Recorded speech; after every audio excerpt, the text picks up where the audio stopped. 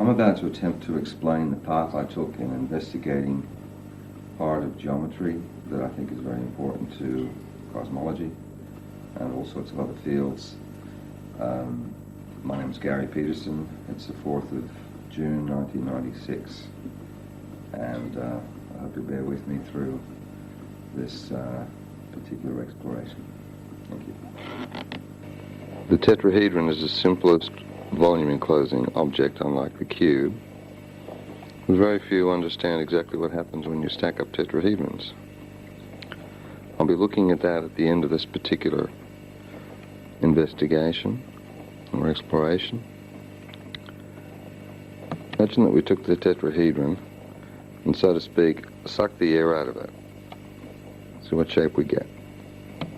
We get something like this. Now, closer view. Right, the internal angles, the large angle, are about 108 degrees instead of 120, which would be for 3 divisions of a circle.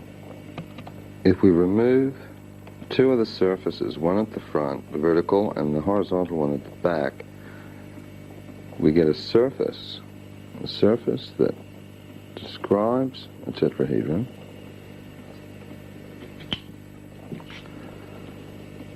And yet is a surface. So in dimension, it's something between a surface and a solid, say 2.5 dimensional.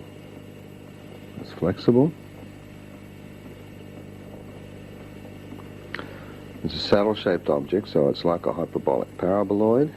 It would be easier for nature or chemistry to create films rather than volumes.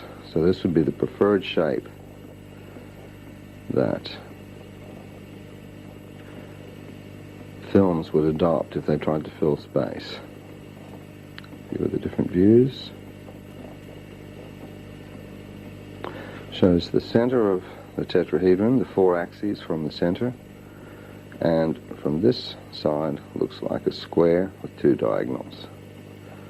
This square or cube mimicry recurs throughout the geometry that I'll be discussing. From this object you can create what's called saddle geometry, or Schlegel surfaces, and create hyperbolic geometry, one of the 2 non-Euclidean geometries.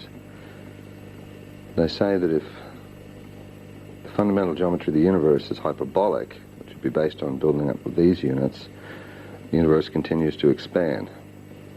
If it's Euclidean or cubic, that it'll be neutral, and if it's elliptical, which is not the other non-Euclidean geometry, then it will stop its expansion and collapse.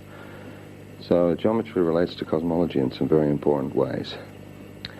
My first question is, if I tried to make a flat surface of these cells, what would I get? Let's see.